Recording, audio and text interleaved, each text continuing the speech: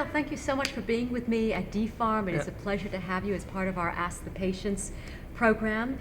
Although I know your day job is at Drug Dev, and I'm so grateful to your CEO, Ibs, who told me all about you and your story, and I was so touched, and I thought, oh, it would be great to have you as part of DPharm. So again, thank you for being here. Absolutely. Can you tell us about your childhood, the disease that you were born with, and how it impacted your life? Yeah. So I was born with a bone condition called Osteogenesis Imperfecta. This is a bone disease that compromises the structure of bones. All bones have small holes in them that are filled with collagen, and osteogenesis imperfecta is a collagen deficiency. So those holes are a little bit larger, which then creates a more brittle structure of bones. So I was born with this, diagnosed immediately. We cannot find it anywhere in the family history, so it looks like it was a mutation. And I was born with this and would break bones pretty much every 2 months or so. I would break a bone, rehab from it, have a cast, and then get back to normal life and then break another one and kind of repeat the cycle up until I was about 5 years old, where they decided to put me in a wheelchair to limit the fractures, which was a great idea, very good idea on paper, but as far as strength went, my strength absolutely plummeted, and I became totally dependent on others. I was pushed around at school by an aide in my wheelchair, and at home I would have to be carried up and down stairs, and all the while I was still finding ways to break bones. So it was not a very good outlook at that time, and there was no cure for osteogenesis imperfecta. Basically, we were just told, treat the symptoms, and just, kind of live as you can. Oh my goodness. I remember you sharing with me on the telephone that even the lifting of a coffee mug could cause a fracture. Correct. So not for me, for my type. There are 7 different types, and they range in severity.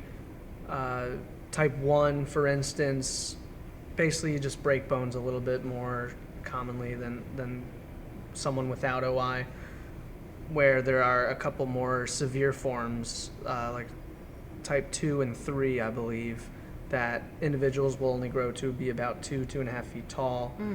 Bone structure is very, very weak. Like you said, even lifting a teacup or a mug or something that could actually fracture a finger. Cause a fracture. Yeah. Oh my gosh. Wow. Yeah. So I'm kind of in the middle of the range. It made my height a little bit lower than normal, and my bones were not as severe as type 2 and type 3, but still very prone to fractures. Right.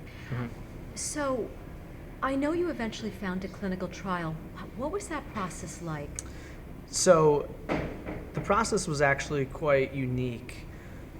As I said, the outlook wasn't very good when I was 6 or 7 years old.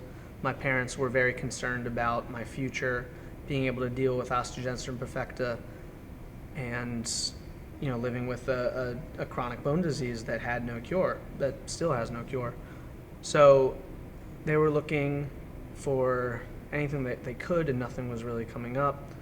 So my dad was actually on his way back from Egypt, doing a seminar over there. He's a very special type of engineer. And he changed planes in London Heathrow, and he got onto a plane that was about a third full, had a row to himself. He was pretty excited, being the introverted engineer that he is. Okay. But towards the end of the boarding process, someone came and sat down next to him, and, oh well. So they started talking, and they started talking about their jobs and whatnot.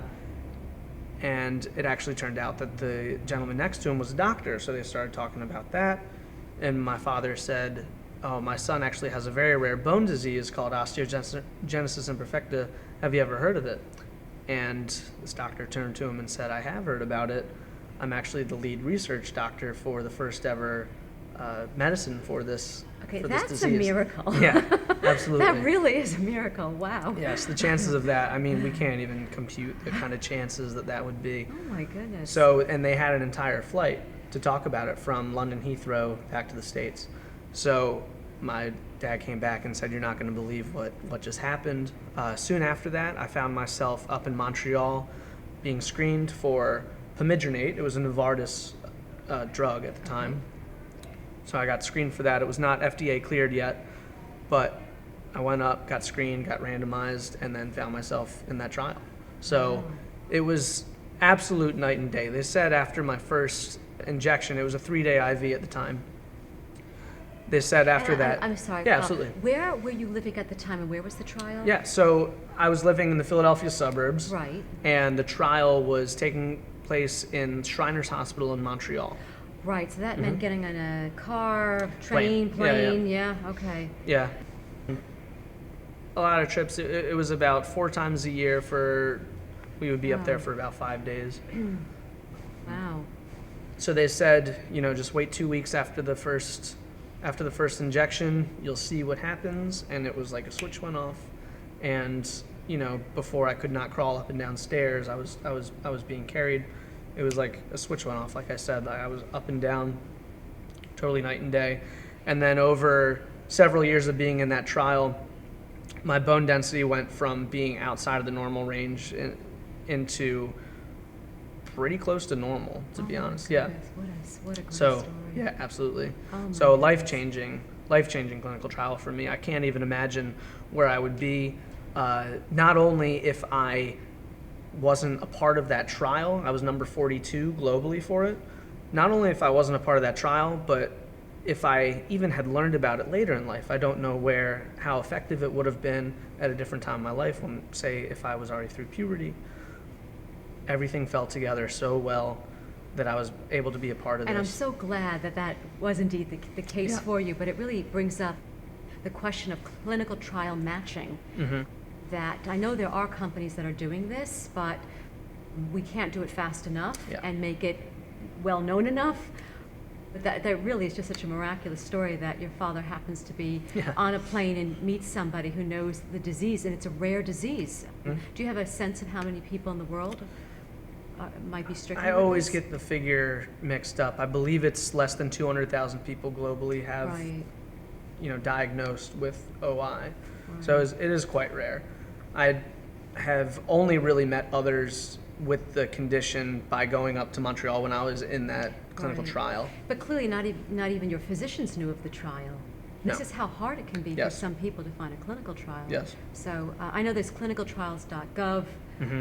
And again, there are some matching services and software to make the situation better, but again, it can't be done fast enough. Yeah, absolutely. So right away you felt better. Oh, yeah. And so you were in a wheelchair. Yes. So what was that like to go from a wheelchair to no longer needing a wheelchair? So it took some time, over years of physical therapy, my bones becoming stronger and being able to build a good muscle base off of those. So I was in a wheelchair from the age of 5 until I was 21, and I have not used a wheelchair since then. Oh, wow, that's really a great outcome. So your entire childhood, you were in a wheelchair? Yes. Wow. No. And you've not used a wheelchair since 21 It's years been old? collecting dust in my parents' garage. Good, and may it stay there and collect more and more dust. Yeah. Kyle, this is just wonderful. Is there an association or an organization to help people with this disease? There is. The OI Foundation, OIF.org, I believe, is the website for it. They are always on top of what's going on in the world of OI. Since I was part of that trial, that is really the medicine for those with OI now. So they have a lot of information about pimidronate. It's also called Iridia in the United States. So that would be a resource, definitely, for those out there that have the condition. Okay, great. Well, it's great talking to you. Thank you so absolutely. much Thank you. for sharing your story, Kyle. Yep.